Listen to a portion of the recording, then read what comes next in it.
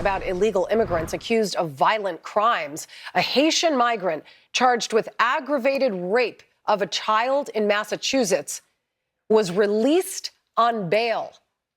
This despite ongoing ICE requests to keep him in custody, take him into custody. Prosecutors reportedly asking for bail to be set at $25,000. The judge, guess what, decided on $500.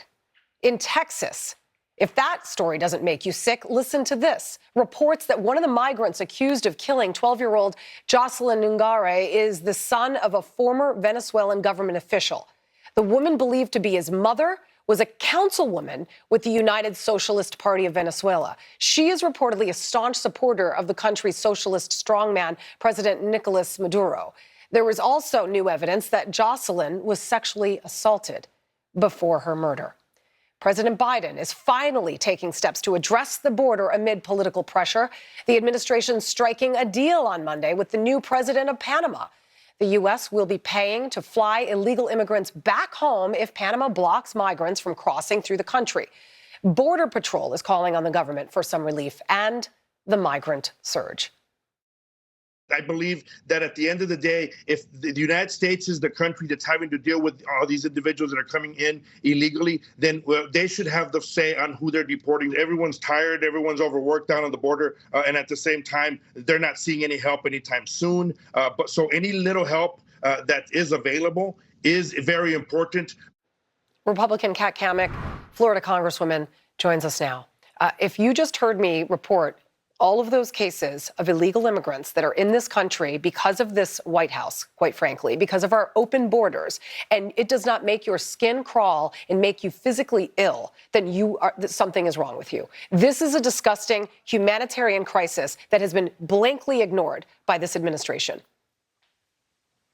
No, you're 100% right, Julie. I mean, and you just heard my friend Art from the Border Patrol Union there speaking about how Border Patrol, they are exhausted. They are tired. And quite frankly, they don't appreciate being used as pawns in political games back and forth. They want to be able to do their job. And that job is to secure the border and keep Americans safe. But under Joe Biden, they have an open border policy. And that's why we're seeing so many angel families now popping up and being created. Angel families being folks that are victims of crimes committed by illegals around the country. And there's more to come. If people think that this is it, it's one and done, they are sadly mistaken. In my own district, there was a man who was hit by a van of 5 illegals and left on the side of the road to die. That was this year. This is happening in every single community around the country, every state. Every town in America is a border town, thanks to Joe Biden. And this most recent executive order that he did, saying that he was going to secure it, it actually made it worse because it incited a fear and a panic that now more people are coming to the border. So this next step with the deal with Panama, it seems a little bit too little too late.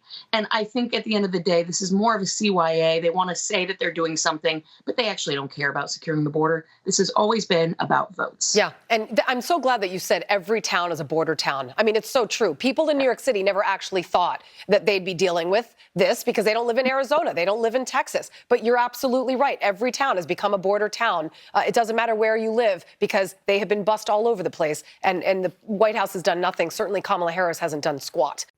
Hey guys, Kat here, and I just finished a Fox News interview, and we were up against a hard break in the hour, and so we didn't have time to finish the interview, which that happens sometimes. But what we had started talking about was this. I got to move on to another topic that I want to address with you. Progressive Congressman Jamal Bowman lost his primary race last month, as you know. So now Democrats are shifting their focus to the next squad member that could be on the chopping block, Missouri Representative Cori Bush. This week, House Democratic leadership announced their wholehearted endorsement of Bush ahead of her primary next month. She's locked in a tight race with St. Louis prosecutor Wesley Bell. Recent polls show that Bell is closing the gap with her as voters grow frustrated with her anti-Israel stance. We've seen it time and time again. But, I mean, what would you say, first of all, to what is happening in this race? And I have to say, this whole far left algorithm, it's not working. I don't think this country wants any more far left in the White House. They've seen enough. They need more centrist, moderate candidates. How is this going to roll out?